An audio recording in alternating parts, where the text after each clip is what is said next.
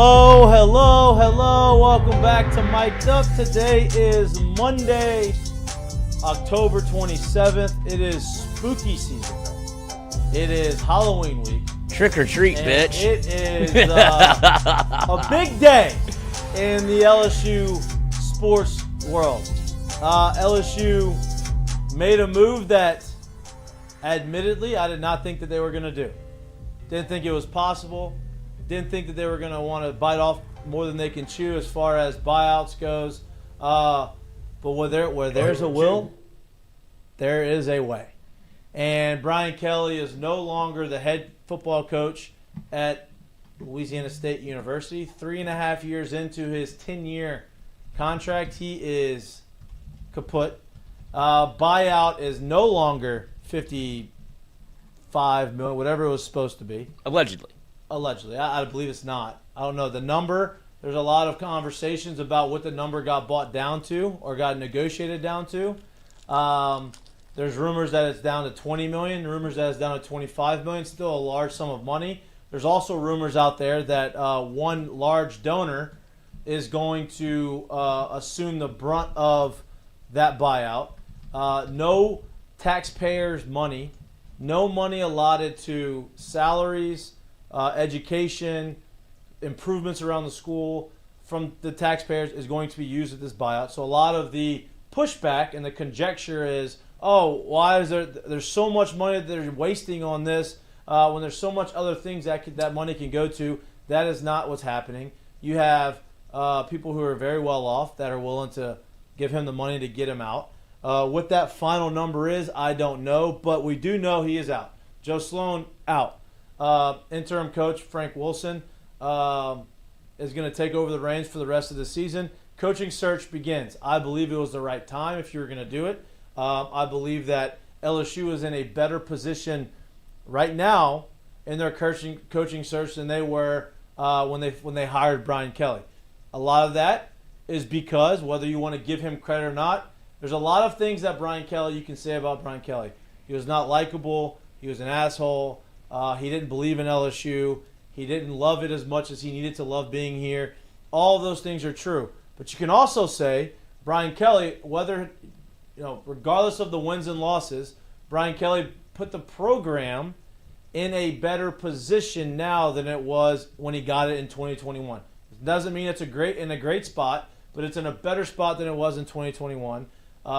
They realized that they were losing the culture of the team. They realized that the fan base has completely turned on him.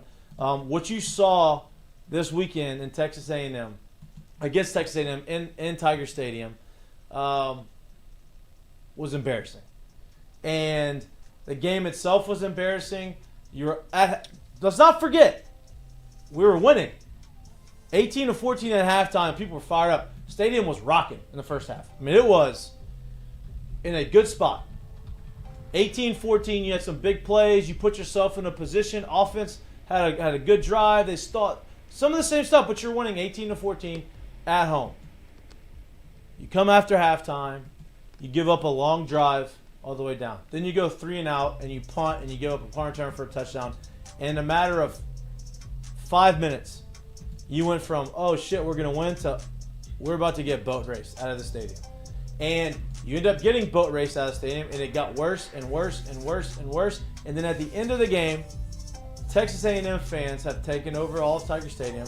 You had Texas A&M doing their chant on the sidelines after the game. It was a total and complete failure of a game, and it was embarrassing. And that was the final straw for Brian Kelly. You had a closed-door meeting. Things didn't go the way that they probably should have gone in the meeting. BK didn't react the way that the powers that be wanted him to react, and that ultimately cost him his job. LSU puts themselves in the point of the season with 5 games left, where they can position themselves to be the top job out there, and to go out there and court however they want to court to get him here in Baton Rouge. So there's a lot of other things that we obviously thought about talking about after the game on Saturday. This is going to be what we're talking about. Obviously, the Brian Kelly firing, who to hire next, where do we go, what went wrong, why did it go wrong, a lot of that conversation. And to join us in that conversation is our Monday guest, friend of the show, Bryce Coon. I'd imagine he's not in there quite yet. He's supposed to come in around 6:10. Bryce is obviously behind the scenes. Hey, he got first question again. Wow. He got first question again in the press conference. So he's obviously had a lot of interaction with Brian Kelly, a lot of interaction around the program. A lot of rumors are going to be coming out, swirling around over the course of the next 3 months about who the head coach is going to be, who should we go after. We're going to talk about who we like, what they should look for in a coach. The big game hunter thing, I think that's out the window. To me, you want to hire somebody that, as Lloyd has said many times, I want somebody who cares as much about the team as I care. Right? I want somebody who's bought into these guys. I want somebody who is going to give everything that they've got to win here. Not because it's a good job and not because they're getting paid a lot of money, because they really truly want to be here and they believe in the guys around them. Right? Part of the indictment on Brian Kelly, I think if you're on Twitter and you're on social media, and you're on social media, you go look at all the responses from former players under Brian Kelly at LSU. None of them have had positive things to say about it. They're excited that he's gone. Shows you the culture that he built within the locker room. They never liked him. They never felt like they respected him because he never showed respect to them. Right? Then you go look at the video of him going into the team meeting room at 8 p.m. for a meeting to tell everybody that they're fired. Walks in at 8. Everybody is walking back to their cars by 8:11. That tells you all you need to know. If they truly believed in him and they truly loved him and he truly loved them, that conversation is going to last a lot longer. You're going to see people walking out a little bit distraught, a little bit upset, confused. These guys probably couldn't wait to get out of there. Like, about time, And so that obviously raises concerns, obviously, for the rest of the year. I think they're going to be fired up. It's going to be a different type of team. I'm not going to say they're going to go and win out. That's not what I'm saying. It's going to be more energetic. You're going to have the fan base is going to be rallied around these guys now because you don't have the guy that was pulling you away from them on the sidelines. And I think you're going to be able to go out and salvage the guys you have, the recruits you have coming in, and you put yourself in a position for a comprehensive coaching search that I feel like you're the top job on the market. So we have a lot to talk about. Lloyd, I know you're happy. Oh, great. One of the best Mondays I've ever had. It's like your birthday. It was. Well, better than Brian Kelly's birthday. I do know that. Brian Kelly's birthday was Saturday, wasn't it? It was. Yeah. I think he's lost by a combined 80 to 20 on his birthday. Not great. Nope. Not great. But it's for somebody that doesn't give a lot, it was very unselfish of him to be able to give us that. Because I know one thing. I thanked Tommy. I sent Tommy Moffitt a thank you text. And that is something I said this morning was thank you A&M. That is the best loss I've ever seen in Tiger Stadium because of what you did, and rightly so. You deserve to dance on LSU's grave. You've never beat them in Tiger Stadium. You hadn't beat them in that place since '94, and so you have every right to go into the stadium. Not mad how they reacted. Take it over. Yep. Can't happen. But since it did, you, the faithful 12, caused the spur of change. If it didn't look like that, didn't sound like that, didn't get beat like that, the boogeyman's still here. He's still here. But because of the way it all went down, I have to give a hat tip to you, the 12. Thank you. And that's another thing. Not only did LSU fans feel that way, every fan base that we played against at LSU felt that way about Brian Kelly. They hated Brian Kelly. Nobody liked Brian Kelly. So not only did they want to come in and beat LSU because they wanted to beat LSU, they came in here because they hated Brian Kelly and they wanted to see him suffer. Elko, coach under Brian Kelly. I'd imagine he's been pretty vocal about him not really loving Brian Kelly, right? Brian Kelly has lost to two of his defensive coordinators, Vanderbilt and A&M. Both of their head coaches were defensive coordinators under Brian Kelly. Both of them put it on Brian Kelly, and ultimately were the reason that he is no longer here. So we're obviously joined by Lloyd, who's very ecstatic. He's been talking about this all day. We're also joined by our two-time national champion, football national champion and baseball national champion, first-round draft pick by the Chicago White Sox, right-handed quarterback from Westgate, left-handed playing center fielder, multifaceted athlete, multifaceted media member of SEC Network, our co-host, Jared Mitchell. Welcome, Jared. I haven't seen him wear the LSU duds in a Jared, while. look, Jared's prepared. LSU, baby. He's prepared for his coaching interview. He's got his LSU gear on. He's ready to go. He's ready in there. Hat You is look in the great. ring. LSU, that great LSU gear. Is that new? Is that new? No, it's not. It's old. No, I've been out Looks for a good. minute. Looks Just thought good. it was a good day to bring it out. It's just this is a good day. Yeah. It's a good day to be able to move on from fronting a bill that I'm not sure you're signing up to pay if you're not going to be able to be in the conversation. And we have not been in the conversation, so it's probably right to get out ahead of this thing because it's seeming like the college coaching landscape is turning into what the NFL coaching landscape is, and this may be a wild offseason. So you get out in front of it and let your opening be known, and we'll see where the rest of it goes from here.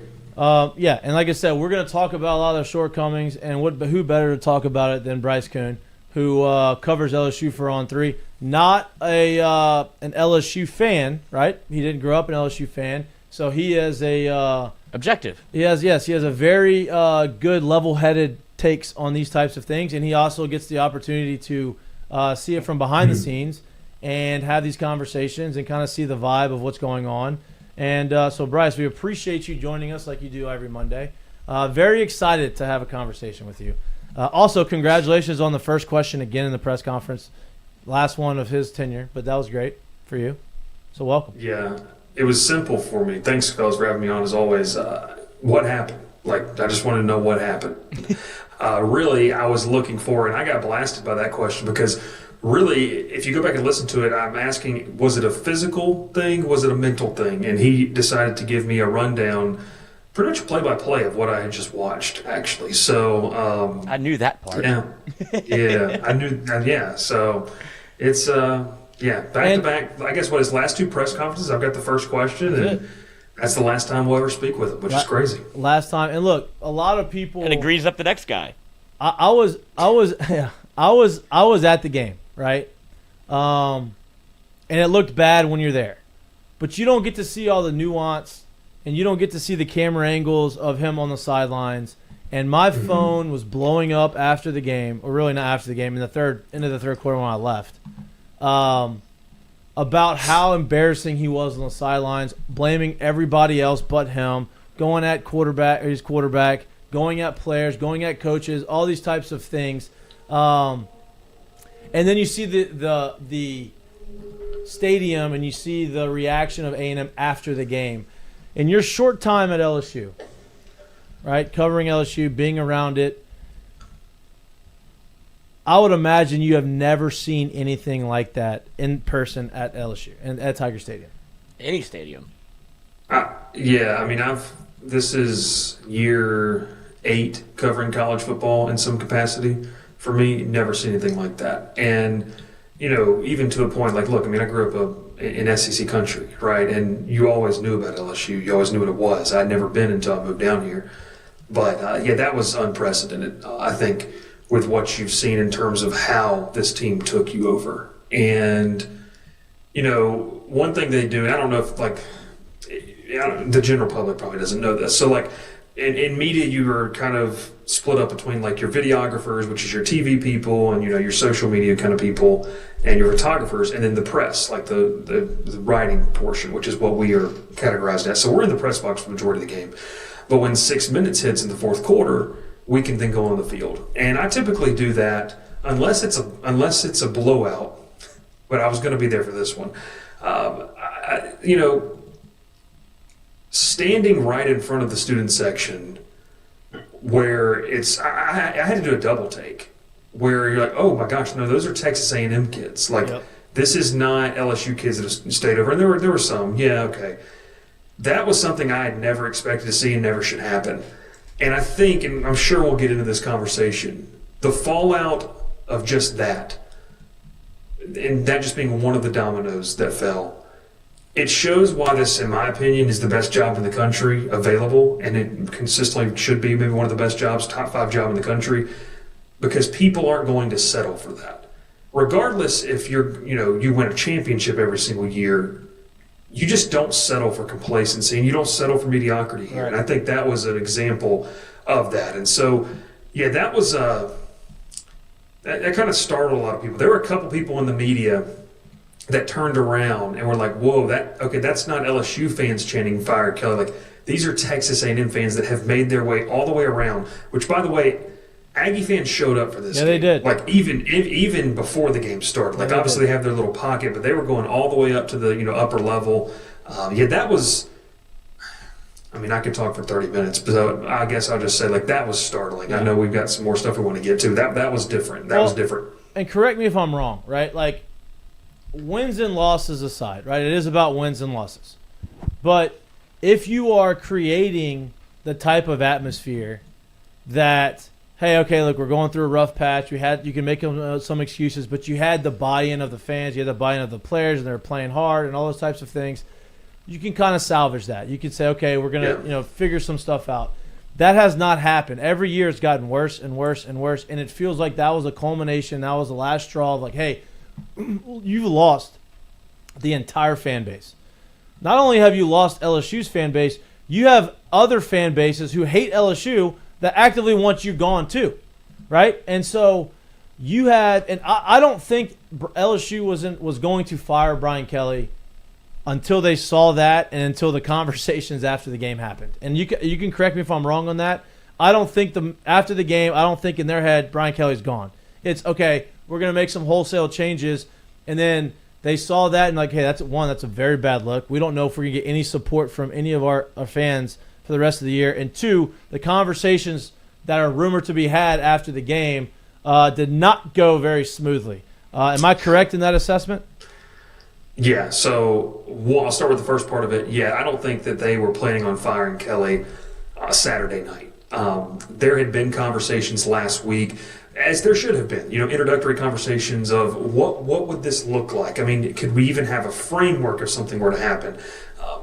So those occurred, and I'll tell you this, there were some movers and shakers, some money folks in town that I don't want to say they normally wouldn't be in town, but there was a high level of congregating from some money movers this weekend to be in town, which obviously made that a point too. So that leads me to believe in just talking to people, this was something that maybe it wasn't on the table yet, but had been considered.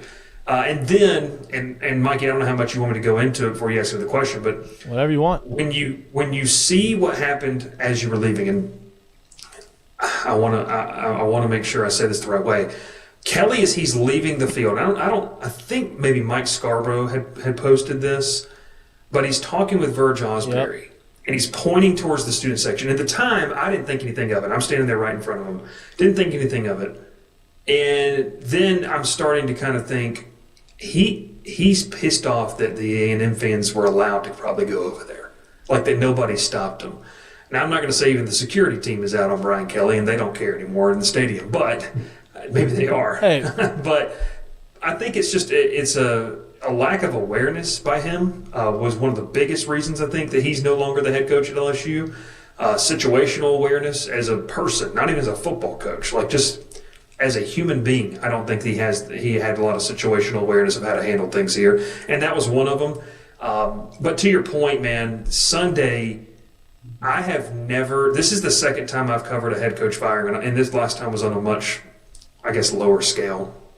But I've never seen something accelerate so quickly. I think that, to me, was the craziest thing. And, yeah, there's the video of him talking – I can only assume when he points right there that he's talking about the A&M fans being allowed to go over there. As you can see, Osbury kind of motions something, and then Kelly continues to walk past us. So this was after, by the way, Kelly did return to the field after immediately running off after the game was over, which I was corrected that LSU typically doesn't play the alma mater for losses. I'm not around enough in terms of that aspect to really gauge how true that is or not. I was just told that. So yeah, it was weird, man. They go into Saturday night. We have to wait 40 minutes for Brian Kelly to come out. I was told by some people that he was attempting potentially to kind of gather himself, that the meetings had ended. That's something, too, that's crucial, by the way, too. So when we go into the tunnel, because media goes right at the tunnel. You take a left, and there's the media room, right, where he does the post-game press conference. The key thing to know is that the players' locker room is literally right there on the other side, like 20 feet on the other side. Players started filing out, like, in sweatsuits and, you know, athletic wear, whatever they're wearing. They'd gotten out of their uniforms and everything, get ready to leave.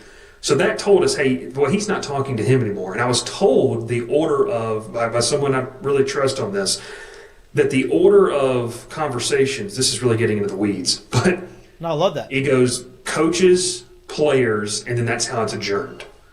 Well, if he's already talked to the coaches, he's already talked to the players, and we're waiting 30 minutes. And I talked to someone said he's most likely trying to collect himself in terms of stepping out in front of the media. Now, you can say, what does collect himself mean? Obviously, we've seen him fire off and, you know, questions or fire off at reporters and things like that. So I don't know to what extent what that means, but that was the word that was used. Most likely sitting in his office right there in the stadium, trying to collect himself. So obviously then you get the press conference, which is just kind of crazy that he was asked questions about his future. And I still don't even think that he really thought, well, I'll tell you this, I know that he didn't think it was a possibility that he would wake up the next day and eventually not be the head coach at LSU. Yeah. Jared, you got one? Yeah, I mean, we're sitting here talking how accelerated this whole process was, I guess, in terms of from the conversation that started to the actual firing. But I guess over the course of the year, had there been any kind of feeling that maybe possibly that he had lost the team? Because if from my gatherings, this decision wasn't made on if you either lost and or didn't lose the locker room. It was off of performance and where the team is and what's actually going on. Has there been any feeling that he actually lost the feeling in the team and the players in that locker room?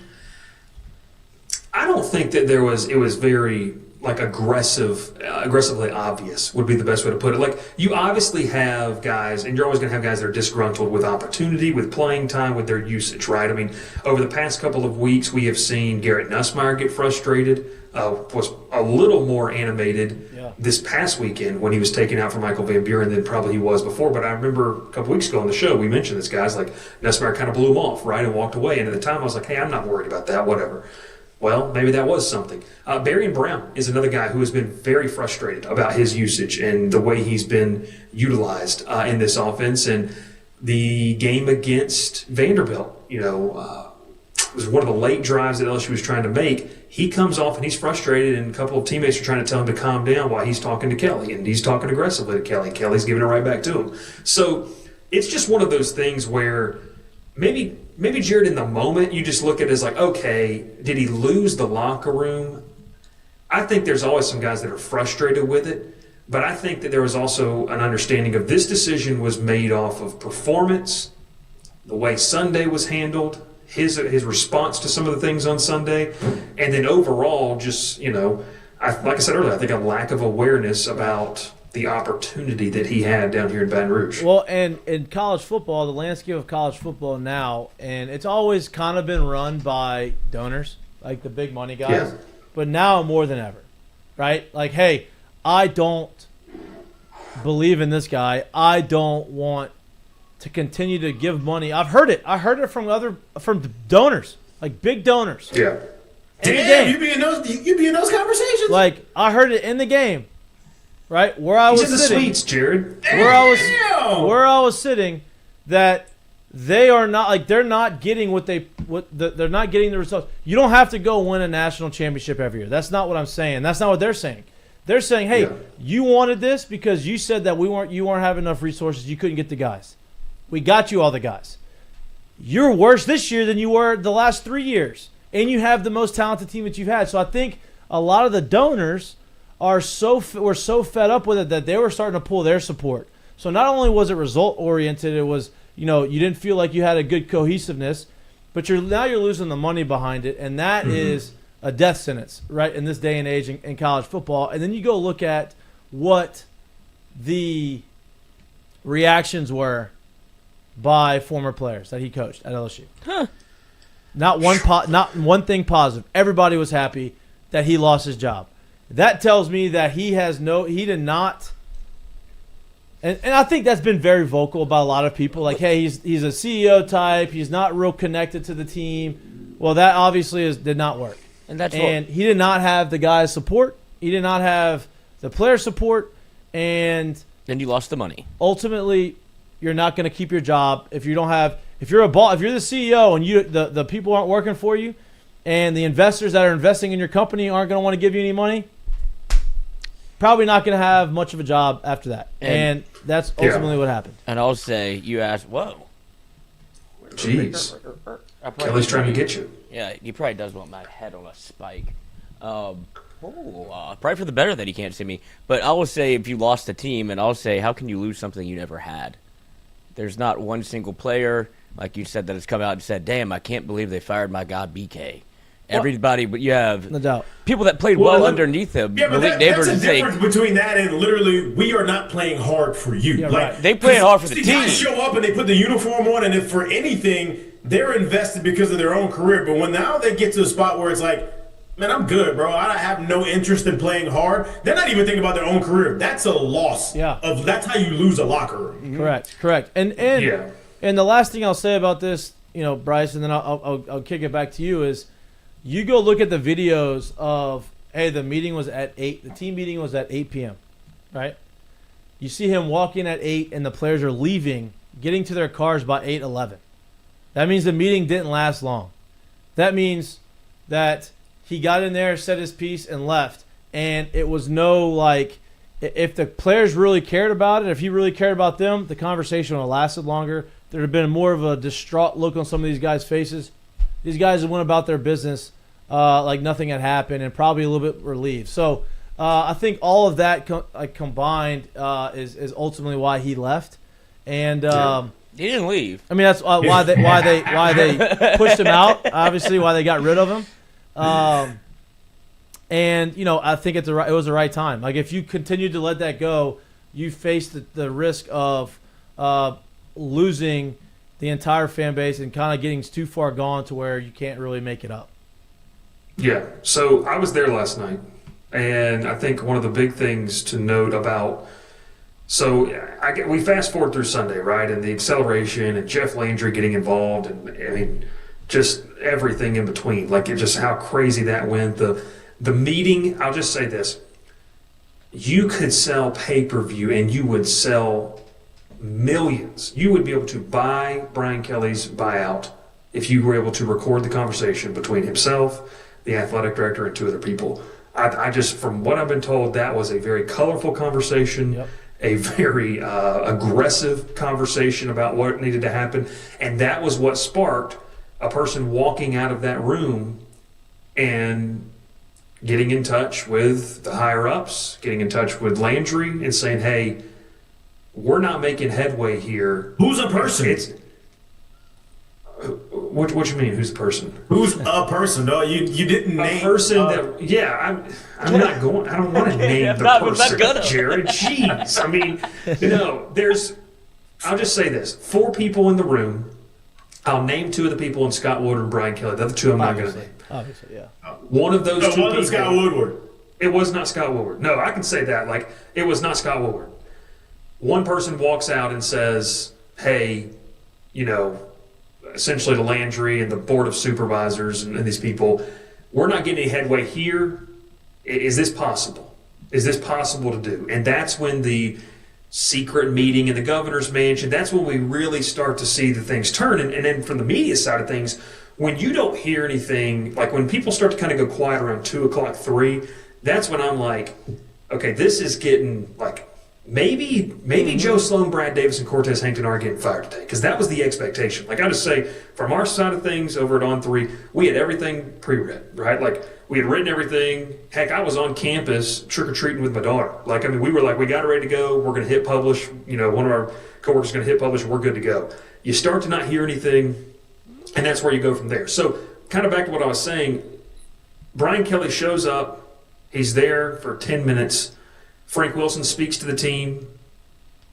Brian Kelly leaves, decides to maybe buff out a scratch on his car, which is the most hilarious thing I'd ever seen in my life. He leaves, and players walk out, and I'm not going to name the specific players because I don't want them to be misconstrued, maybe what they weren't or what they weren't saying. But as the media, we're not allowed to say anything. We're just observing. But they are walking right next to us. There's players joking, laughing. Yep.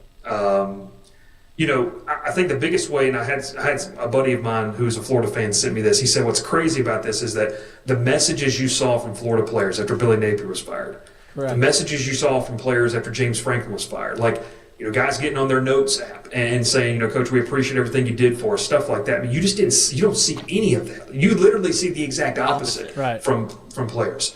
And not current players, but, guys that were on this team last year that are elsewhere.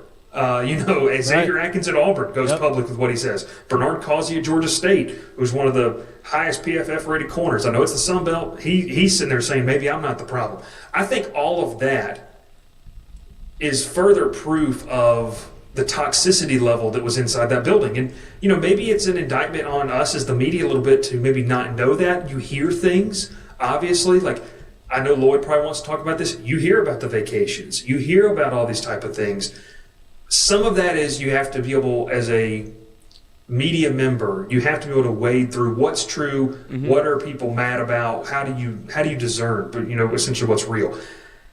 I mean, man, now, and especially the stories that are coming out after the fact, and you're seeing them publicly on social media about stuff like this is the level of toxicity combined with what you said earlier, Mikey, about yelling at assistants constantly, dog cussing them out constantly, like that's not a healthy work environment, whether you are as hands-on as he maybe should have been, or you are the high-level CEO. So when you're the CEO that's not talking to people, when you don't know your players' names, you don't know the recruits' abilities, when you don't know those things, you don't have the street cred built in to have support when things go wrong. And that's what happened here.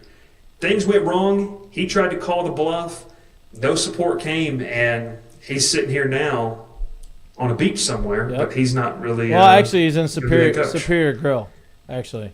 Oh, really? Yeah, the pick he was 4 hours ago was hanging out having. Oh, he's gone by now. They got good margaritas, man. You gotta get a couple of them before you leave. Drink them away. Okay, so crazy he would go in public. So what's Wait, next? Is that true? He actually was? Yeah, I saw there's a picture of it, unless that was an old picture, but I'd imagine it's true. Oh my gosh. Yeah. That's crazy. Yep. Okay, so what's next? Obviously, LSU is right in the middle of this coaching search. LSU, I'd imagine, job is, it's not just me saying it, it's everyone that's talking about football. It's the best job available for these coaches. It's going to be a very competitive coaching cycle this offseason. But what's next? What's next for them? How's the search going to pan out? What are you seeing, hearing? Where are they going to go? Yeah. This is going to be something that if LSU gets who they want, they're going to have to wait till a team is bowed out of the playoffs. That's Lane Kiffin, I'm assuming. Yeah, I mean, Lane. I'm telling you, I'm calling Lane Kiffin. I'm making him tell me no 10 times. Yeah. Like that is my. I'm writing a piece about this tomorrow, and it's why I think Lane Kiffin is the top target for LSU. I think he's a cultural fit here. I think his personality fits here. I think that he brings the swagger as a head coach and the involvement, and to the point. I heard you talking about this earlier before I hopped on, and Lloyd had mentioned, or you mentioned that Lloyd wants someone who cares about the team and cares about the place. Yeah, I mean, I know he's not from Baton Rouge, he's not from Louisiana, but he seems to love wherever he is, and he loves his players, and his players love playing for him, and that's something that's really been missed over the past couple of years, and so that's why to me Lane Kiffin has to be the number one option. I don't know if he'll leave Ole Miss. I don't know how he's going to view Florida versus LSU. All I can tell you is that I think this is the number one job in the country at LSU. I think objectively it's a top 5 job in the country. And that's coming from someone who, like you mentioned earlier, Mikey, there's no reason for me to come on here and blow smoke about, I grew up and wore an LSU jersey as a kid, because I didn't. So I just genuinely think that this is one of the top jobs in the country, and this is a better job than Penn State. It's a better job than Florida. Is it better for Lane Kiffin? I don't know. Like, we'll see. What does he want? Does Ole Miss get their deal done that they're currently trying to work on? Does Florida, can you go match the $13.5 million? Can you give him $15 million? Just make him say no. So Kiffin is, to me, the number one option. Now, there is a 1B for me, but I don't know if you can go get him just because of where he's at and the funds they have. It's Dan Lanning. I would love to see Dan Lanning in Baton Rouge. I mean, you talk about intensity. We all saw the stuff that he was either conferably not on or maybe on in that post-game interview a couple weeks ago. But you need that. The younger guy that gets it, is just football-minded, loves football. I don't want to harp on Kelly too much more. I think you got to have someone who loves the game. In addition to loving the program, loves, eats, breathes the game. And I don't think Kelly loved football more than he loved the idea of being LSU's football coach. Yep. So Dan Lanning's on that list for me, and then I'll kind of read you off a list I was compiling here, just talking with some people. I'm looking over your shoulder right now, right? Okay. Listen, he's on there. I know, but that kind of goes into my second point of the questions, and I'm gonna let Jared ask you one after we go through this. But a lot of the top targets, right, that are current head coaches that have had success are all at their alma mater. Very true. Right? Brent Key at Georgia Tech, alma mater. Lee at Vanderbilt, alma mater. Dillingham at Arizona State, alma mater. Not saying that they're the top of the list, but they are going to be having conversations on all these big jobs, and they're all at their alma maters. Are they so entrenched there they can't leave, or is there something that you can convince them to go somewhere else? I'm going to throw Jeff Brom in that category too at Louisville, just because if you're winning at Purdue, you're probably a pretty good football coach, and he does a good job with quarterbacks too. So in terms of those names, I can't speak to Dillingham. I can't speak to those guys, but I can speak to Brent Key, and a guy that I know their representation well. I know the people around him very well. I wholeheartedly believe that Brent Key, even if the figure was ridiculous, I really think he wants to win there. Yeah. Now, if they were to go win a national title, which this year might be the best opportunity for them to do that as who they are as a program, then I think he'd be more willing to have that conversation. But they endured some dark years, 9 wins in 3 years, and he was there as an assistant under that, and I think it's his mission to bring them back to the top. So I don't know specifically with him. I think Dillingham is a fascinating option. He didn't really turn down, guys. I don't know if you saw, they asked him about it today.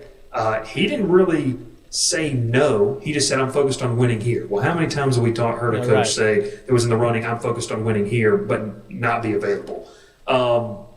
Those names for you, I think, as well. And then I guess the other three for me that I've got is Eli Drinkwitz is a name that's kind of been thrown around.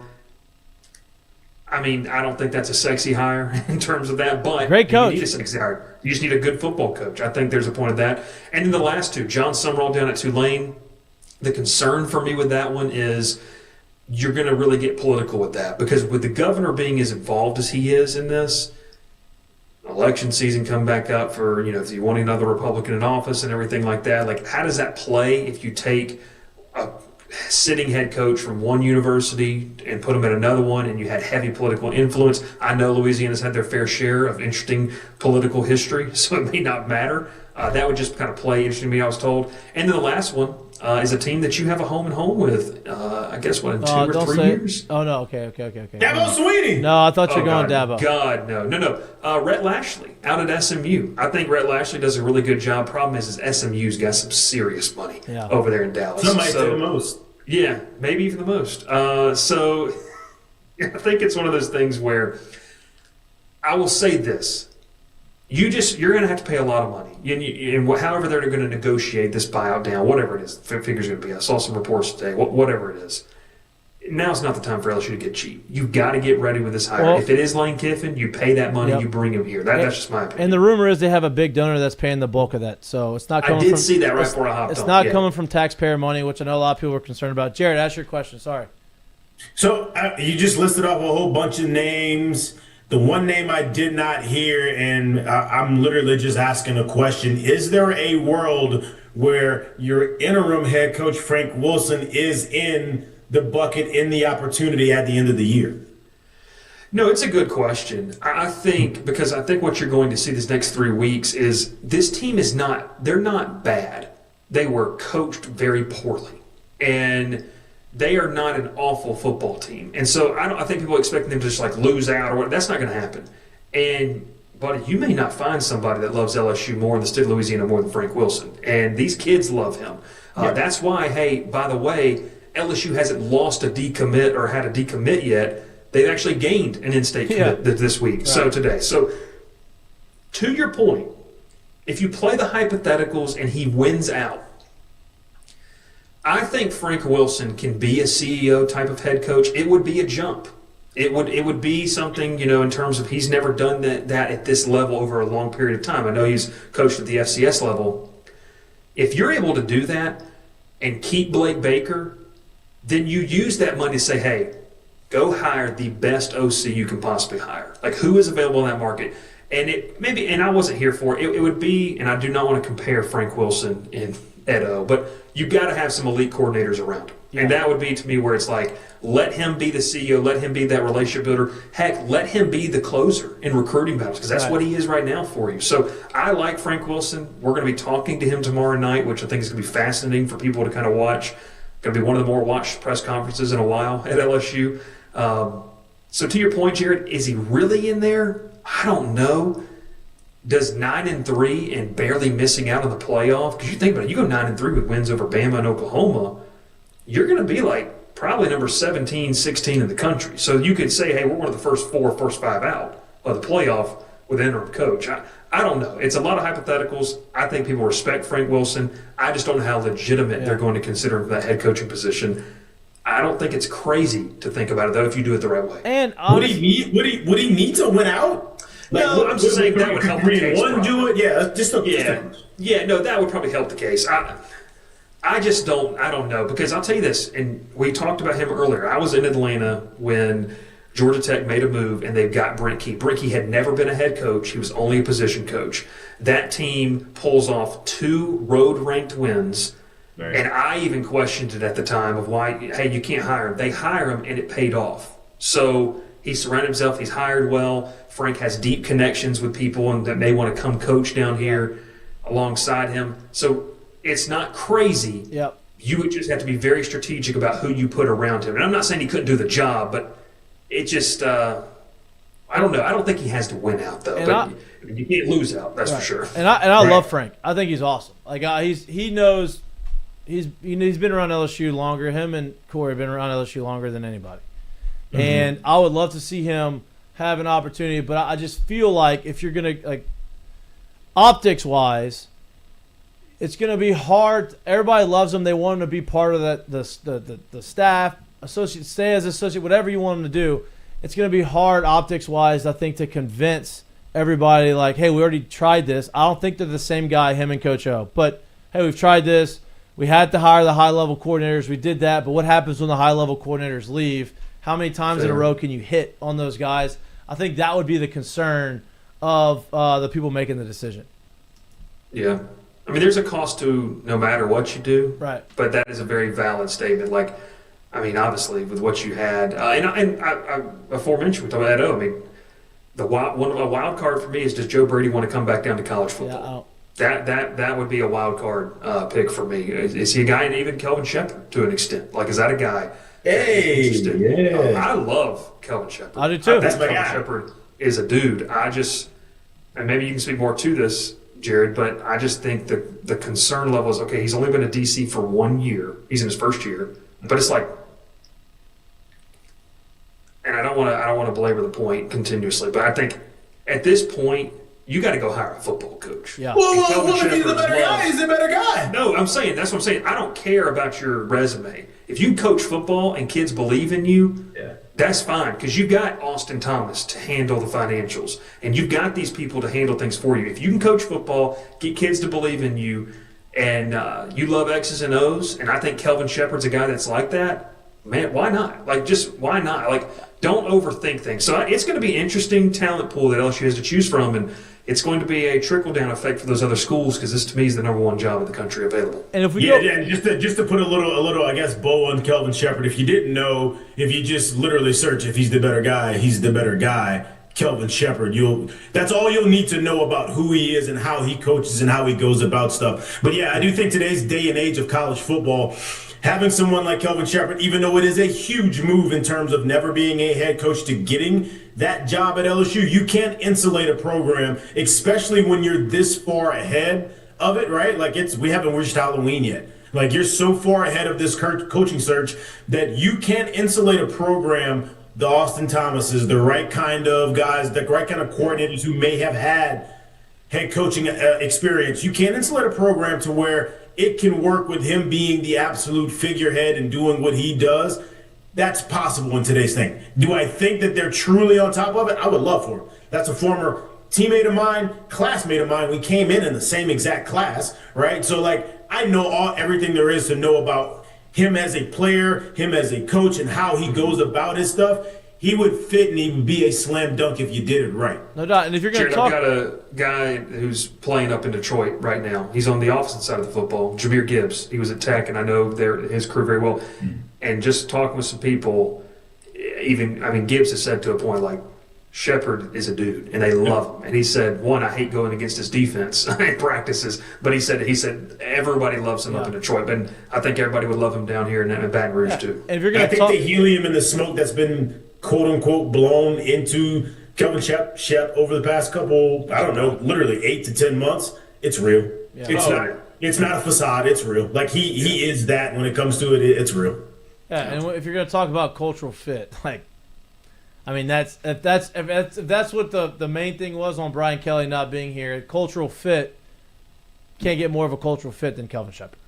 Hey, alumni would be let back in the building, and maybe Jared could work out of the facility again. Maybe I can walk in that thing again, huh? Yeah, so who knows? Oh, well, it was the same rule we had at Notre Dame, so I don't see why it's such a big deal. Like, okay, do you know what's NFL? Well, Lloyd, you're not going to be allowed regardless, so you just need to go ahead and understand. Well, new regime. Yeah. New regime. Blaine would love me. One name that has been mentioned that a lot of people aren't going to really talk much about, but from conversations, I think that he would take the job. I just don't know if LSU goes back to the well. Marcus Freeman. But I don't think LSU would go back to Notre Dame. What a wild turn of events that would be. But I think that if that job was offered the wrong one to him, it'd be a perfect bow on Brian Kelly's career. Marcus Freeman is night and day different from Brian Kelly, and that would be the difference. Like, what's different about him? Our Notre Dame's coach. Lloyd, what are we doing here? I mean, we're trying to conduct ourselves in a professional manner. I mean, you can't clip that for social. Can't speak for Lloyd, I can tell you that. Yes, I mean, geez. Lloyd, I've already got a bad last name, so I don't know what you're trying to do with it. Like you're killing me here. So no, I think that he would be. He would be solid. He's a motivator. I mean, I came out of last year thinking he was a top 7 head coach in college football, top 5 head coach in college football, and you see how players respond to him, and that matters so much. Even what Jared was saying about Shepard, and just different coaches around college football. John Summerall, his players respond well to him. I mean, there's just you need that, and sometimes it's not just go spend $100 million. It's what is right for this program. What do we want to be, and what works here. God, Mikey, I thought you were going to say Nick Saban, and I was like, oh, well, I don't know about that. But you do. But I did hear an interesting conversation about that. Now, obviously, he's not going to come back to coach. That's not the conversation. Peter Burns posed it. He's like, hey, don't hire him to coach. Go hire him to help your search for the next head coach. Who helps and the that's search? That's an interesting athletic director. Too. Yeah, Lloyd thinks he's going to be the AD here. Well, once the new president gets in here, that's a whole other conversation to have. Which I think is very soon. Yes, very soon. Yeah. Lloyd, you got one? I would agree. I do, because you talked about. I know you got to go a little bit, Bryce. We're just big. No, you're good. You're good. I'll take one more. Let's go. I'll take it from Lloyd. You don't get to ask questions in press conferences. So that's right. Let's roll. You're my mouthpiece up there. I appreciate it. That is not true. No, that is no. No. But anyways, yep. We talked about a little bit like culture fit. And I think like Mikey kind of laid it out of what I think about what culture means for LSU. It doesn't have to be from South Lafourche. It doesn't have to necessarily be from New Orleans. You have to understand what LSU football is. And they have those pieces in place right now with Frank Wilson, with Corey Raymond, with kind of the staff with Austin Thomas, the staff that you put together around BK to cover up all the things that he didn't necessarily understand. Do you think that's imperative in the coaching search of trying to keep that band together at LSU? I think so, and that's going to be part of what I write about tomorrow, why I think Lane Kiffin's your number one choice, because Kiffin has relationships with all those guys. Frank Wilson was on, with him at Tennessee. Corey Raymond and Lane Kiffin know each other. Austin Thomas worked with Lane Kiffin. Blake Baker and Lane Kiffin know each other. So I think it is important. I think it's also a reason why we saw Frank Wilson name the interim, because you don't want this thing to go south and be sour. You want to be able to keep the infrastructure of your roster and who is in your building. I think there will be changes made, right? I mean, every single head coach has some fixes, but I mean, going back to what Kelly did when he got here, blatantly just making decisions that erase a little bit of the state of Louisiana from your program was never the right choice, and another reason why he was not really supported at the end. So I think there will be some decisions made about, hey, do we want to make a difference here, move? But regardless, they're going to be made with guys like Frank Wilson, Corey Raymond in mind, and I think it has to be to a certain extent.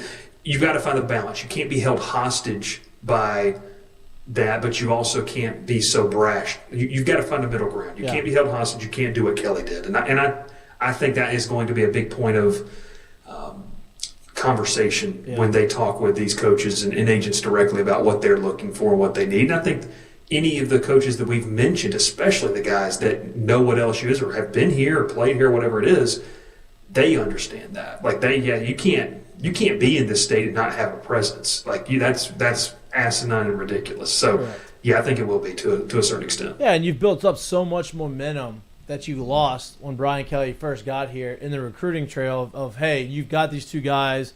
They are A-plus recruiters. They're going to go get Louisiana. They're going to go get those top guys. They're going to bring back some of that culture in recruiting-wise that you've grown accustomed to. So, like, you've got to keep those guys here and just fill in the gap with someone who's going to get the entire team to follow them and believe in what the head coach is doing. And so we'll see. It's going to be – And I want to see DJ Pickett play more at LSU. So that's why I want Corey Raymond to stay. I do too. And look, the conversation's and Harlan Berry. Listen to me. Bryce, I know you're probably not a betting man. I said this before. No, he is a betting man. What are you talking about? Oh, you are a betting man. You are. Baby gambles. I don't know if you can bet on I'm not saying LSU is going to go beat Alabama. That's not what I'm saying. But I don't know. I'm laying some money on it. I don't 21 know. and a half. I don't know if you can bet the over team rushing yards. I'd bet the over. Whatever that is, I'd bet the over. Against Alabama. Can I bet carries? Because that's what I'm doing. How many rushing attempts? Can I bet that? Yeah, I think Harlan Berry is going to get some run. It's going to be a completely different looking offense, I believe, going into 2 weeks. But we're not there yet. We have a lot to talk about throughout the course of this coaching search. It's not going to be a quick search. They're going to take their time, which they should. They're not going to hire a coach, middle of the season. And so we'll have you on and talk about all the rumors that you're hearing throughout the course. Dude, listen, the LSU coaching searches in the rumor mill is it's a wild time. So buckle up. It's gonna be great. Yeah, it's already been fun. Yeah, you had y'all were hiding out in the bushes. Yeah. There's no bushes there. I don't even know what the. I mean, I don't know. Yeah. Get ready. Barstool. We appreciate you as always. Appreciate you staying a little longer today than normal, and enjoy your night. We'll see you again next Monday. Awesome. Last thing, you should have gone live last night. Hit me up when I was outside of Kelly's house. That would have been the real scoop. You were outside of Kelly's house? I cannot confirm nor deny that. Is it for sale? It's a nice house on the lakes. I kind of. Who did you see walking in and out of the house? That's the real question. The kitchen light was on. People were at the island in the middle of the kitchen. Was he one of the people? He was one of the people. Wow. How many? Way to drop that tidbit right before you get off the show, huh? That's awesome. Right before I get off. No, I haven't said I didn't think I've told our message board that. So there you go. There's that I one's love getting free. that. Come subscribe over at On3 and the Bengal Tiger. There you go. There you go. There you go. All right, dude. Appreciate you, fellas. Appreciate you. Wonder how many bottles of wine there were. He's a wine guy or whiskey guy, you think? Wine guy. As I saw on, that's what I saw on the Any Given Saturday. But I think that was a farce, just so I don't get. He's an Irishman from Boston. He's drinking whiskey. Yeah, I believe that. That face doesn't get red from wine. The coaching search is going to be wild. Yeah, it's going to be so much fun. It's going to be crazy. They're not going to really ramp up the coaching search until the president is here. I believe that. The thing that makes this one great, you can't do worse than you just did. No, and you're also in a better spot this year than you were in 21. You are. You don't believe that? Oh. Yeah, I thought absolutely. you No, were I like, didn't. No. I mean, obviously, everybody. That's what BK got him so much slack was. Look at what he had to rebuild. Then he did rebuild it for a second, and then he stopped. He put down the tools. But yeah, I do think that Brian Kelly has left you with a much better roster now in the age of NIL and transfer portal. It's going to be much harder to keep the wolves off of you. When you also don't have all the crazy rumors and the scandals surrounding LSU in the sense. Not LSU. I'm talking about, all the stuff that you had in 21, right? Of all the stuff that they were like. It was on Twitter. He put it out. He did that himself. That they were battling. Like, before you hired him, whenever you got rid of Coach O, all the stuff you were battling with the NCAA and violations and all that kind of stuff is what I'm talking about. Not necessarily, like, the other shit that happens, but, like, in 21, not only did you not have basically a full roster, you had a coach coming in that you didn't know what was going to happen with the violations. You didn't know what was going to happen with suspensions, all that kind of stuff. You don't have that surrounding this coaching search, which I think makes a big difference. And I think what you said was interesting, J. Mitch, was like whenever you look at a Shep or whoever you want to bring in, and then you have the kind of like the staff you have in place, LSU is in the position to where you're not necessarily desperate. You have to check some of these boxes too. It's not like LSU's like, who's going to take this job? It's, hey man, look, we learned a lot from our last search of we really are going to vet this thing, and we have to, like, priority number one, as you understand that some of these people in place ain't going anywhere. You don't have carte blanche to be able to make whatever you want to do, and understand that Lane Kiffin has that at Ole Miss, where he runs that football program. Yep. And if you want to give it to Lane Kiffin, and that's a stipulation, I don't know if they do that. But the best thing about it is you've been steadily poaching Ole Miss for the last 5 years. And you may or may not have a new athletic director too. Right? Like, that's another conversation. New president, maybe a new AD. I don't know. I'm not saying he is going to get fired or is not going to get fired, but those conversations, I would imagine, are definitely being had. Right? I mean, this was a big failure. You know what I mean? Like, this hire did not work out that way, and there's not a lot of positive conversations on the outside about the AD. And I personally have no problem with Scott. Yeah. Like, I like Scott. But, that's just the way it is. Like, a new president's going to want to go in there and kind of make his own way and figure it out. So, when all that stuff happens, there's going to be other dominoes to fall. Mm-hmm. I believe that. Probably. But as far as candidates, I would love Shep to be here. Well, and you talk about it's a massive failure and there's not a lot of positive. The most positive thing that's happened is what I would say Jaden Daniels, if you will do that, the SEC championship berth. But if you really look at it, you kind of got the program a little bit back on the rails, and then you knocked it off course.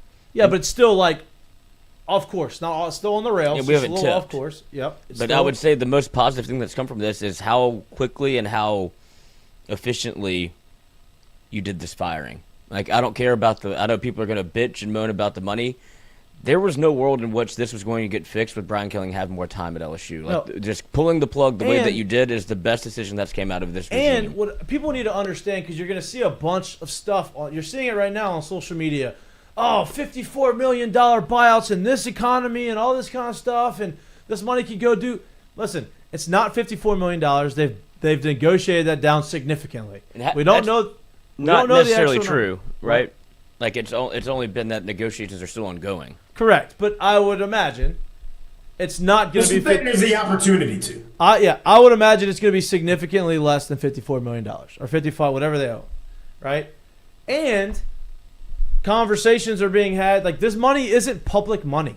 This money is not taking money away from academics. It's not taking money away from the state. It's not taking money away from what the money is used for.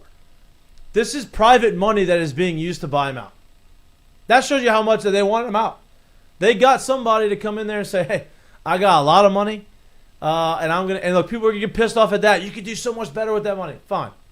He can do what he wants to do with his money, whoever it is, or she, whoever it is, and they want to get rid of Brian Kelly, and they're going to pay for it. So that money that everybody is mad about is not money that was taken from somewhere else. Get rid of him. And you know what? They're going to go spend a lot more money on the next guy. Because you know why? Because when you have a successful football team in Baton Rouge, Louisiana, the economy is successful. The tourism increases. The revenue around the city increases. You go look at Tuscaloosa, Alabama. Tell me that college football over there did not change their entire economy in Tuscaloosa, Alabama. It's a completely different city than it was when I went there as a freshman in 2009. Completely different. And that's all because of Nick Saban and the national championships they won there. Your out-of-state tuition, out-of-state students increase. That means your out-of-state tuition is higher than in-state tuition. So that means more money for the school. A lot of things benefit you when you have a good college football team, and the money's going to make itself back. So people can get mad about it, but that's the reality of it. That is the reality of it. Jared, give me, who do you like as outside of Shep? Obviously, we would all love Shep to get the job. Who else do you like coming here in Baton Rouge and kind of bringing that, hey, you know, I'm gonna die for you type of mentality. I love you. I'm gonna make sure everybody loves me and wants to play for me type of coach. So for me, like that's the one name I would want to throw out there. But I'm not going to sit here and just name off people. What I do know and the way I think about it and what I look at in terms of that job and what it is, because of the scope of what LSU, what the brand is right now, because of, you guys know Louisiana, the landscape, how much people care about football, how big of the economic world that is in Baton Rouge, like what that is in terms of football, how much influence the state and political and all these things have in terms of what goes on football. LSU, the job of LSU is not for made men. And what I mean by made men is it's really hard for me to believe. I know Brian Kelly came in talking about being able to be at LSU would give him the opportunity to get the players that he wanted, right? That would give him the teams that he needed to win national championships. But if Brian Kelly retired, instead of coming to LSU, he already had a Hall of Fame worthy resume. And people knew his name. He was a household name at that point. I'm not so sure that the LSU job is for made men. Point in case is, who was Nick Saban when he showed up? How many people knew his name and truly knew his name in the world of college football? How much of a household name was he at that point? Who was Les Miles when he came in and truly knew his name, and how much of a household name was he at that point? Who was Ed Orgeron when he came in, and was he a household name at that point? See, I think the brand has grown to such a spot where we're chasing these quote-unquote made men right now, and I'm not exactly sure that that's what this job is because of what goes on around that football program. I think you need someone that comes in and feels like they truly need LSU. Not the things LSU can give them around it, but they truly need LSU to go and make their staple, their print, and their work on college football. And I think if you get someone that approaches it that way, because of the resources and the attention that's dumped into LSU, you can do unbelievable things. But I think that that's the kind of person you need to bring in. It bears fruit because you've seen, and I think that's part of the reason why LSU went out to go look for made minutes, because look at who you've won with. These people did, and I would say Nick Saban was standing, but you did, like you said, didn't know who he was before this. And then you see, I mean, Les Miles is kind of a goof. Ed Orgeron, what has he done until he got to LSU? Like, great position coach. You know, you forget Ed O. You forget Ed O was a lifetime D-line coach who was a recruiting extraordinaire, who was a twice interim head coach who got passed on for the job. Right. Let's not act like his name was so stapled as a head coach that it was, yeah, of course we went and got Ed O. He was who else was going to get Ed O if we didn't at that time? And that's why, yeah, he was, I would say, labeled as a failure as a head coach. Like, he's interim O. He was interim ed. Like, whenever he went to SC and got that job, he thought he was going to get the head job at USC, and they're like, no, you were never actually, no matter what you do, you're not getting it. But my point is, those guys that when they got to LSU, they built it up to such a standard that LSU started going, if we can win with people that really aren't the best coaches in the world, what if we went and got somebody that was the best coach in the world? And it's almost it's almost become now, well, you want somebody that's hungry. Like, you can't have come into LSU, the cushy job, it's already been built up. It's like, oh, it's just easy. And it's like, no, dog, that's not how it works here. Like, you have to be able to go grind it every day, or else you'll get passed up and people will notice. That's the other thing that I don't think Brian Kelly ever realized is how quickly the room can flip on you, especially if you don't feel like walking into it. If you're not going to shake hands, if you're not going to play the game of, hey, nice to know you, sit down and talk to you for 15 minutes even I don't know you. Like, that's part of the gig. And you have to be liked and you have to be known and you can't be fake. And that's what LSU needs to find. It doesn't have to be the most qualified guy. I think you're spot on with this. Like, it doesn't have to be, hey. I agree. If you can go get the biggest name or the best coach, like, sure, I'm sure there's test cases where that would work, but it just feels like it's more important to not use the program for your own benefit, but almost make your name with the program. Right. I am not off the thought of Lane Kiffin. I understand how everybody feels about him and where he is and that, but I want you to rewind and go back 4 years ago. If you look at their careers and what they've done, this was Lincoln Riley at the same conversation. If today still stood and Lincoln Riley was hired and that's who everybody wanted at that time, would we be happy about what Lincoln Riley has done? Right. So I'm playing devil's advocate here. I'm not off of the idea of Lane Kiffin. I'm just throwing that out there. Don't be so sure that that's the only home run that you can go and hit. Correct. Go ask Texas A&M if they love the idea of Tim Elko when they hired him. Think they like him now. Mike Elko. You know what I'm saying? Tim Elko's hitting homers in the big leagues. Mike Elko. Yeah. No, seriously. Tim Elko can swing it well. Yeah. Ole Miss guy? Ole Miss loves him. Yeah, Ole Miss loves Tim Elko. But you have – that's a great point. And, like, I'm with you, right? Like, it's not about the biggest name. It's the most qualified guy who's going to be the best coach for you at the time. If it works out to where, hey, you have a big-name guy who's done well somewhere else and he's the perfect fit and everything else works, that is great. But it doesn't mean that's the only guys that you have to go after, right? Like, it doesn't mean like, oh, I got to go big game hunt. I'm going to go get, X, Y, Z or whatever, right? Look, Dan Lanning would be a great name. I don't think he's technically a made man yet, right? Like, I think that he's still, he's not made. He's going out there. He's having a great year in Oregon, but he hadn't won anything yet. And I think he's a fiery guy. I think that he'd be a great person here. He's been under some really good head coaches. I like Lane Kiffin a lot. I think Lane Kiffin would be a great fit here as far as he's got an offensive mind. He's won at Ole Miss. He's created Ole Miss into a playoff team, and they've never been the SEC championship game in the history of Ole Miss, right? He has a chance to get that this year. He's done great. But there's other coaches out there. Look, Summerall at Tulane is awesome. I agree with Bryce. I don't believe that they're going to go and get him and bring him from Tulane, but it's not because he's not qualified. I think there's going to be because of some exterior stuff, right? You have Brent Key, who's great. Lee is great. You have a bunch of guys that I believe that you can go out there and bring in, and I think that they would, if they can win at Vanderbilt, he can win here. I firmly believe that because he's got these guys buying into them. It's going to be interesting to see kind of where they go. I love Joe Brady, and I'm forever grateful for 2019. I do not want Joe Brady to be the head coach at LSU. Oh, I'd want him to, but I just don't think he wants to. I don't. I think he's great. I think he's a great coach, but I don't want him to come here because I truly believe he wants to be in the NFL. I do. And I think if he came to LSU, he'd be the head coach until he got an opportunity to go to the NFL. Mm-hmm. And you're starting over again. Right? I want somebody who wants to be here, and this is going to be the stop. And if something crazy happens and they want to go to the NFL later down the line, okay, but I want this to be their spot, right? I'll ask you a question, both of you. Okay, can I finish? Sure. I think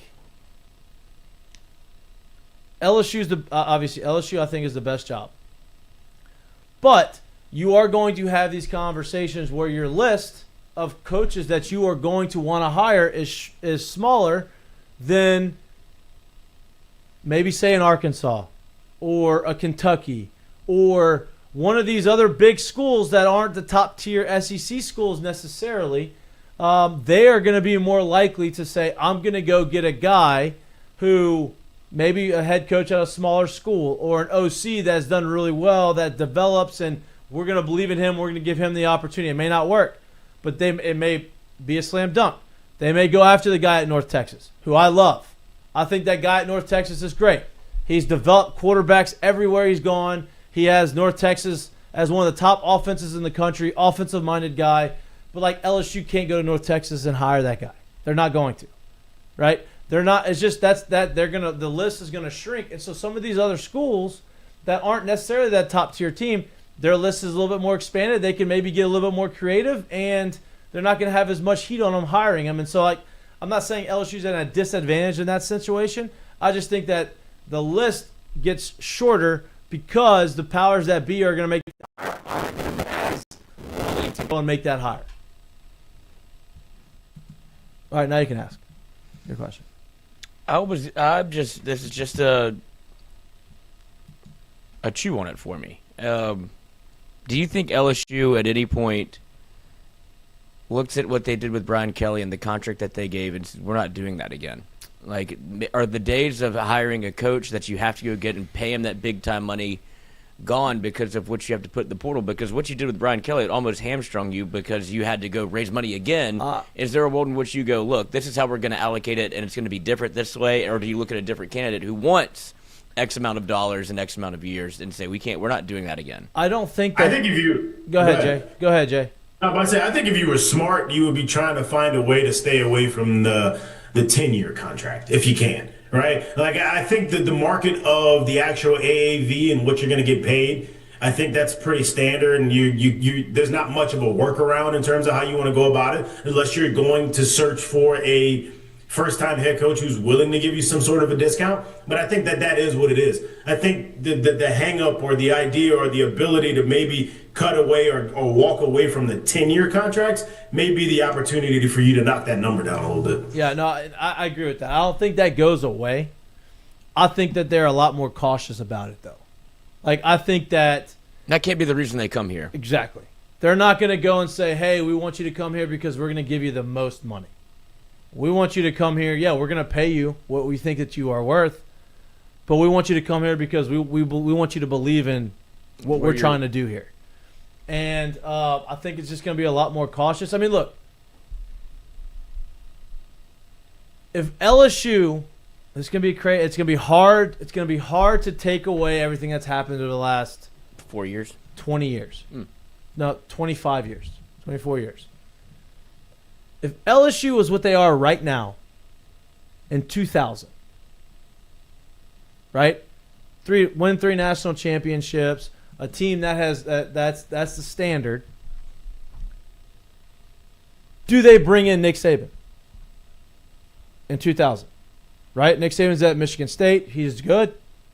He was really good up there, but he wasn't the biggest name out there. Right? Like, there were other coaches that have had more success at that time than they did. But LSU was not what LSU is now at that time. They had a storied tradition. Hey, you can win there. But they were going through a stretch of not being very good for a long time. And they went out and they made the best hire they could make. And that ended up being the best hire that anybody could have made, right? But if they were in the situation now, do they go and take that chance on a guy that maybe isn't the top candidate on some of these higher boards? I don't know. Lloyd, I guess I'll give it to, and this is what I mean too by where the brand is and what LSU is at this point. Just to kind of give you some context, I don't care whoever they're trying to go to get to fill this job, to bring this program back to prominence and where they want to be. Just to kind of give you context of the landscape of everything right now. Notable coaches around the country. Well, you got Deion Sanders at Colorado making $8.9 million right now. Right? You got James Franklin, who was making 8.5, and then you go all the way down to North Carolina's paying Bill 10.1. Brian was making 10.175. Kalen DeBoer is making 10.2. Like, you're going to be in that range. Now it's about, well, can we stay away from this really long contract? And I think that's probably the way of trying to find, is this next marriage going to work for us or not? Yeah. Let me go bring you the numbers of that example I gave you. Nick Saban's, he was the Toledo head coach, right? Michigan State, he was there 95 and 97. They hadn't had a winning year since 1990, right? So you have to take that. He went 6-5-1, 6-6, 7-5 in those 3 years. Then in 1998, they upset Ohio State, went 6-6. 1999, they went 10-2 that year. And then the next year he was hired by LSU. Nick Saban, the greatest coach of all time. It was the greatest hire LSU could have made. It sucked that it didn't last longer, but that was the greatest hire that they could have made. If that candidate is out there right now, if LSU is what they are now back then, do they take a chance on a guy who's had one 10-win season in his coaching career? Right? At the time. I don't know. But they were in a position where they could make that chance because they haven't been good. They didn't have a standard of winning championships yet, and he created that standard. And he was the best coach, and you can't I'm saying this because you can't always look at the records. You can't always look at the resume. You got to look at the person that you're hiring, to Jared's point earlier, right? And to my point is, you know, always looking at these big name guys and what they've done isn't always the right decision. You got to have the guy that has the right stuff. Yeah, that's what makes this job so hard, of trying to identify who that is, because you don't know until they're here. And LSU has been able to make coaches' names, but it's also been able to break coaches' backs. And I guess when you look around, and if you're an athletic director and you go, if I can get Brian Kelly, would you take him? Like, I'd imagine everybody would say yes at that point in time. Now, Go ahead. I'm sorry. Oh, no, all good. I was going to say, so it's like Occam's razor, right? Like, the one thing that maybe is the most obvious choice is usually the right choice, and it feels like Lane Kiffin is that right choice, but you're basing that off of what he's done, but you don't know what it'll look like. You don't know what anything's going to look like. Yeah, you don't. And then this is why I made I guess I'm using the phrase made men.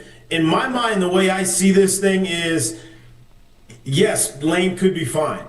I'm not saying that, but I guess if I want to use the Brian Kelly conversation, how many 10-win seasons has that man had? How much has already been on that resume? Like I said, there was already a Hall of Fame type of resume. A made man doesn't want to come into what the LSU environment is. And listen, you don't know unless you're here. You don't know unless you actually are intertwined in it every day and go through it. You may hear about it, but you don't understand this. A made man, they're not trying to hear that people questioning them in the way that he gets questioned about how he's going to run his program, who's here, who's there. It's, I'm running this and I'm running this. Now, in that same mindset, you need a man who has conviction in what he's doing, but that knows that I have to go and make this work. A made man don't have to come to LSU and make it work. He's already made. Right. And if he ain't made, he's going to get paid $54 million to get out. He's fine. You want a man that's going to come in and feel, I have to make this work or my career didn't work. That's where you want that mindset coming in. Yeah. It's going to be, I would imagine, if we're going to talk about another positive about the Brian Kelly tenure, I think that the way the coaching search happened and the decision to hire Brian Kelly has also put LSU on high alert of like, hey, we can't make that same mistake again. So they're going to be a little bit more careful in that situation. Listen, we're going to be talking about this for the next 2 months. I mean, we're going to talk about some games, obviously, that are coming up. You know, the Alabama-LSU game is a night game. I did not think they were going to get the night game. Thank God we're playing at Alabama. I think that's why it's a night game. So, obviously, we're going to have that. But it's going to be an interesting coaching search. There's going to be a lot of rumors. And if there's one thing that we learned from the first search, if Woodward's going to be the one making the decision, he's not going to be the sole decision maker. I can promise you that. But if he's the one making the decision, everything you hear, can't believe, because every coach that he's hired at LSU outside of Kim Mulkey, you didn't hear Jay Johnson's name at all until he was hired. You didn't hear Brian Kelly's name at all until he was hired. So, you know, if he's the guy, they usually keep that pretty tight. We'll see what happens and see kind of how they navigate through that. But it's going to be interesting to see how they learn from their mistakes. in 2001. I mean, 21. Yeah, no. 2001 was I not was a reading, mistake. I'm reading the Yeah. 2001 season. But I mean, that's an interesting. If you go look at, Saban, that was an interesting. I mean, you can go look at any of the resumes that won a national championship here. Les Miles is not good what he did at Oklahoma State. That's what I'm saying. Like, Ed Orgeron, like we said, 2-time failed coach. I mean, And you could. That's what I guess that was my greater point. You don't have to be. That's kind of what we're all saying. You don't have to be somebody that because people always Dabo was the interim guy. All I keep seeing is you have to get somebody that's proven. Somebody that's proven. We just tried that. Listen, Kirby Smart was an assistant, a great assistant, when he got the job at Georgia. And that's the other interesting thing. All of these guys are alumni. Kirby went to Georgia. Like you go down the list of all the people at LSU or is on the short Dabo's list. alumni. Alabama. No, I'm talking about the candidates right now. I'm highly in favor of alumni and or someone who truly understands what it's like playing and or coaching in the SEC. Like I am highly in favor. I'm not saying it has to always be that. Obviously, we just named 2 or 3 that's won national championships here that did not do that. But I am highly in favor of someone being cut of that mold. Yeah. No, I mean, go look at all the top coaches right now in the college football. What top coach that's winning was a successful head coach at another big school to leave to go and coach there? Not a lot of people going to pay for somebody else's job. You know what I mean? Like, Dan Lanning assisted. You have to go almost to where the success is. Sarkisian had a big head coaching job. Obviously fell off. Then came from the OC. Then went back. But Lane. I mean, Lane probably, but Lane had his bugaboos, and then had to go be an OC under Saban, and then kind of got back on track. But he wasn't hired. I guess he was. It didn't work out. But when he got the Ole Miss job, he wasn't hired from being a head coach somewhere else. He was offensive coordinator, had to go the Nick Saban rehabilitation school. You know who else went there? Yeah, you just mentioned. Sarkisian. Yeah. I know. But Dan Lanning, assistant. Cristobal, assistant. Dabo, assistant.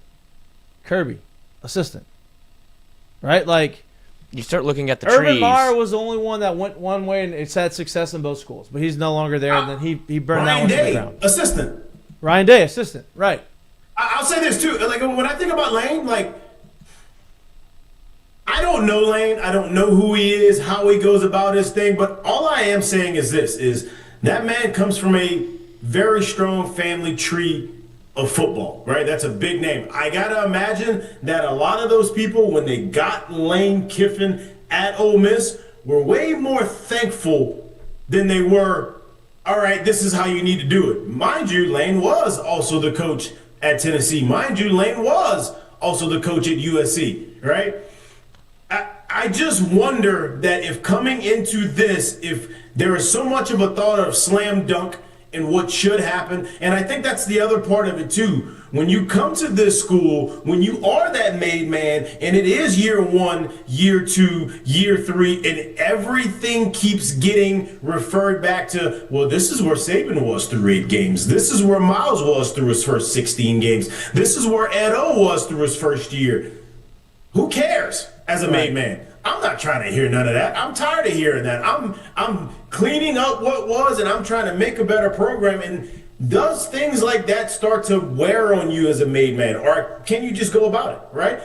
I wonder how much of that comes into it with where everything is. So that's when I think about the job. You truly need someone to fall in love with the opportunity that's in front of you with LSU and to go about it. Lane may very well be that. I don't know him. But that's why I think about the job and what is asked of you as the LSU head football coach and what opportunity and what things you can get out of actually manning that job. That's why I think about it the way I do. Yeah. And look, another side of this thing, and this is,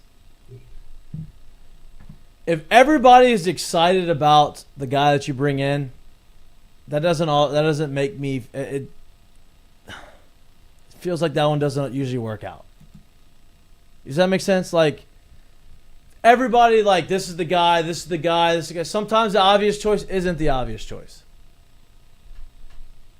You know, if we would have brought in Tom Herman, is it Tom Herman? Was that his name? If we would have brought Tom Herman, everybody would have been pumped. And that would have been another disaster. It did not work out for him. I'm just saying, like, keep your minds open. I don't, like, if we had Twitter back in the day, if they had social media back in the day when you hired Saban, I can't imagine everybody was super excited about that. Who? Right? Like, it's just, you know, rarely has the hot name worked. Huh? Rarely has. I guess that's my point. Very rarely has the Lincoln Riley was a hot name. We hired Lincoln Riley when we hired Brian Kelly. I think everybody would have been pumped. That would have been a disaster. So, I don't know.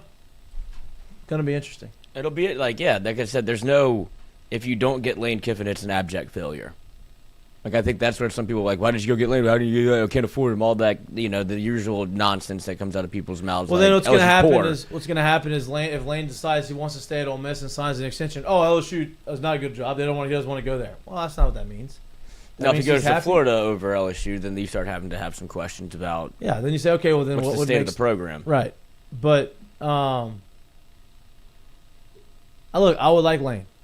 There's a lot of guys I would like. You know, I'm gonna trust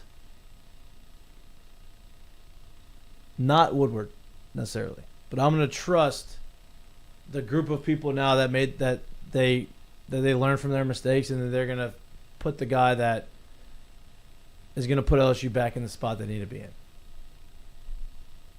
And I'll say this too, like, I get it. I'm gonna go a little bit off the cuff, I guess, in terms of talking LSU football. But I think we know, being like in it every day, the mindset and the buy-in that there is with the LSU football program, it is. Obviously, it's not at the same price range, but it is the exact same thing on the baseball side of what's expected, right? Nobody knew Paul Mainieri, and Paul Mainieri had probably every bit of the Notre Dame career that Brian Kelly had.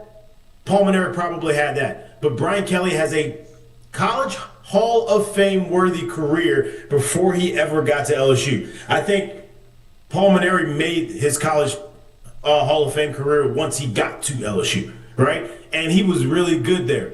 Jay Johnson, really good at Arizona. Nobody knew his name, and he treats the job and the opportunity as such. And I think that that's how he's been able to up his profile, which has only brought LSU back to dominance and prominence in the thing. So I think when you get guys that treat it as that is what the fruit that you can bear by putting on the purple and gold. I just don't know if that Brian Kelly ever looked at it that way. Yeah, I agree. You know, back to what Lloyd said, just care as much as I care. Yeah. That's all I ask. And you know what? Like, that shouldn't have to be said.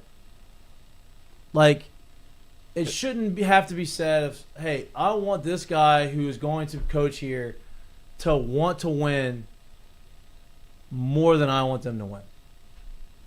And Jay Johnson wants to win more than I do. To Jared's point, made men and people who have all this money and have already had all this super success, unless they are Nick Saban or they're a robot, it's not going to be it. Or if they come back to their alma, unless they come back to the alma mater, it's just, to me, that's not a hard concept to grasp. And Brian Kelly just didn't grasp it. Nope. And look, maybe he wanted to win. No. I don't believe it, but he didn't show it. No. He didn't do the things necessary that you needed to win here. No. Yeah. And that's it. That's it. All right. We have get to the Seggies. Yes, actually, not. There is a mistake of the day, but it was in the chat. You know Tyler very well. Leday, sponsor of the show, avid golfer. He was paired up with a random today, and it turns out he had to play 18 holes with the one Rage and Review, the man that canceled Cagenomics. Oh, he played with him. Yes, and he had no clue until the end. He didn't tell him until like 18. He was like, I knew I didn't like you this whole time. And so that is the unfortunate for T, who is an avid LSU fan, graduated from UL, very much is against those people, that side of the UL fan base that hates LSU, everything LSU stands for. Had to spend 3 hours with them on a golf cart, and that is the mistake of the day that just came through the wire. So I just want to give a public apology for Tyler that you had to go through that.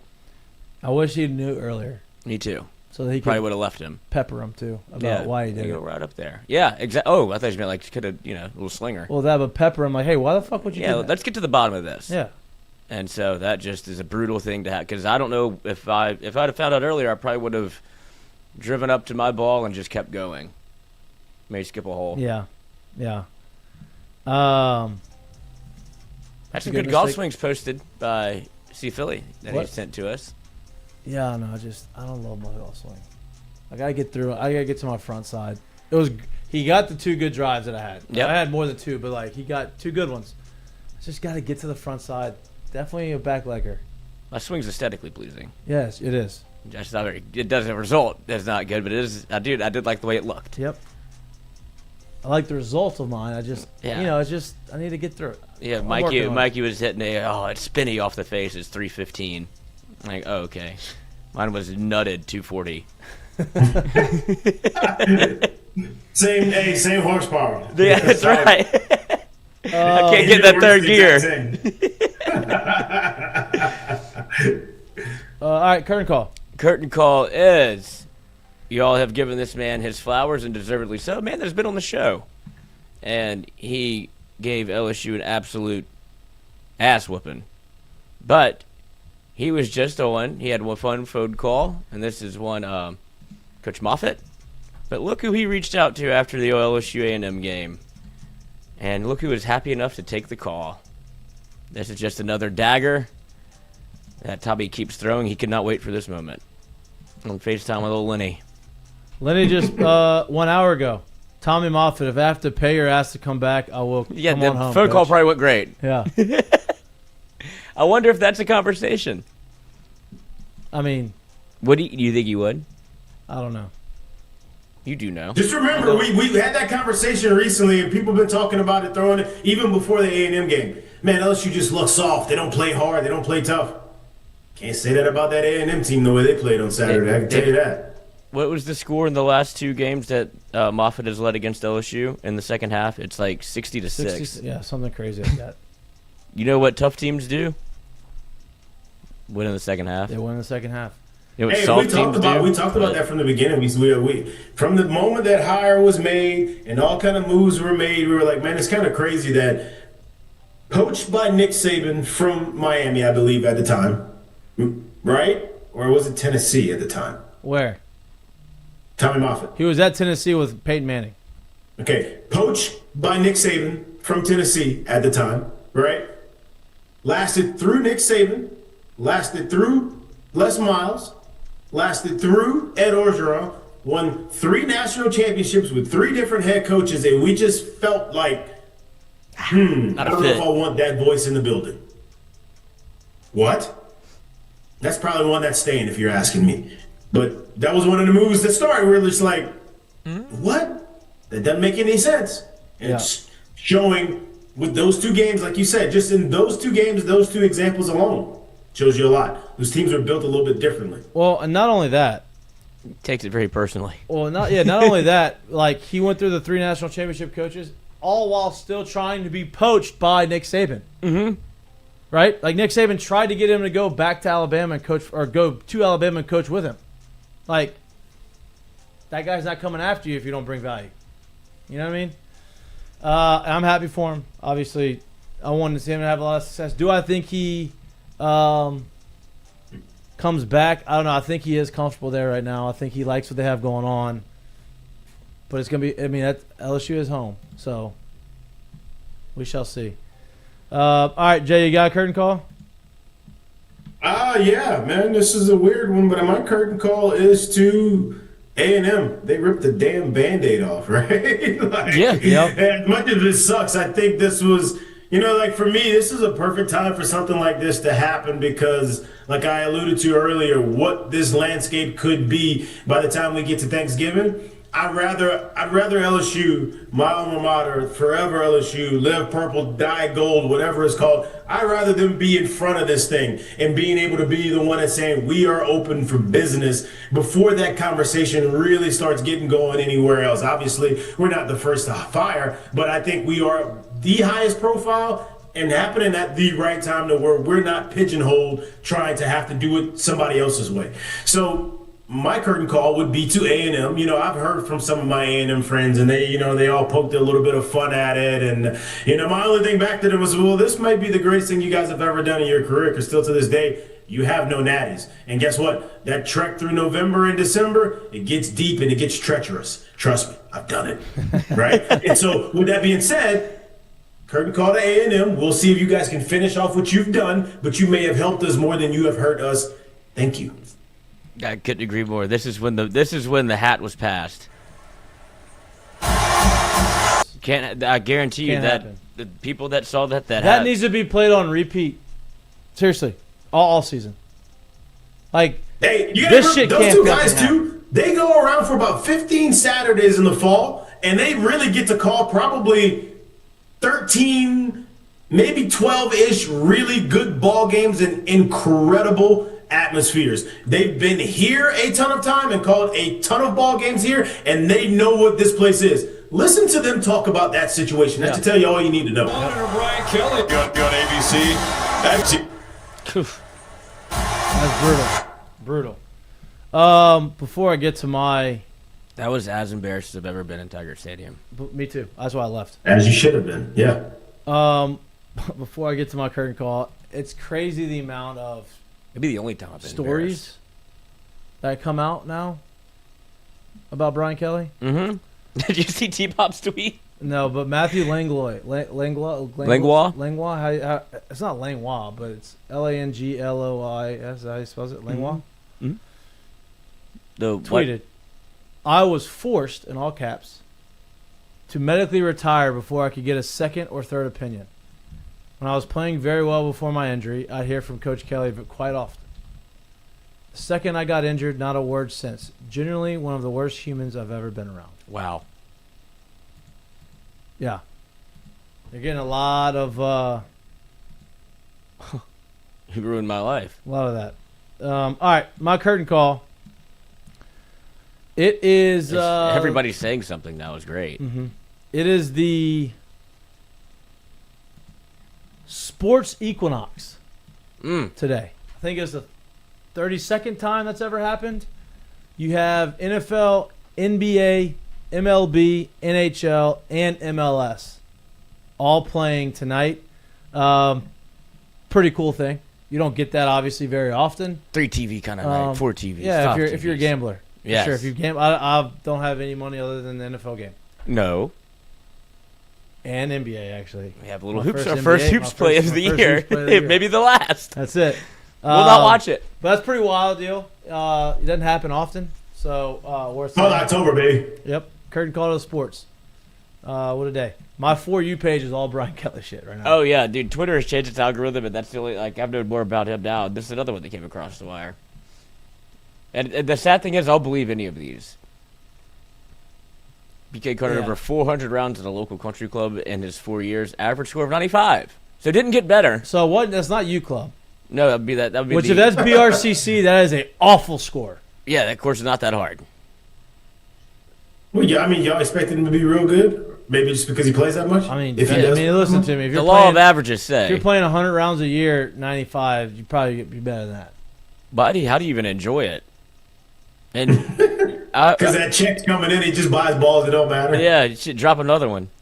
I wonder. I mean, I would love to play around with Brian Kelly. Yeah. I would just want to see how much, not. that man came and shoot 95. I guarantee it. There's a lot of oops, breakfast ball. Yeah. Don't count that. That was good. What you mean breakfast ball? We teed it too. Yeah. Always get a breakfast Yeah. ball.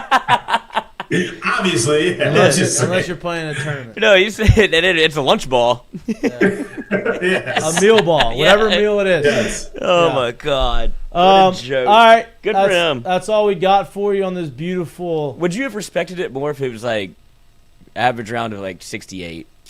at least he's doing something well. Yeah, he's enjoying it. Like You know that what I would be mean? a Like, blast. damn, at least like if you're gonna put that much time into it, at least you got good at something. Right. You didn't get good at coaching here. Or golf. What do you mean he was 20-1 in his night games? What are you talking Here's about? another. He kept saying that. Too. I know we're He trying brought to. that I up know a we're lot. trying to get out of here, but here's another question. Does Brian Kelly coach somewhere else next year?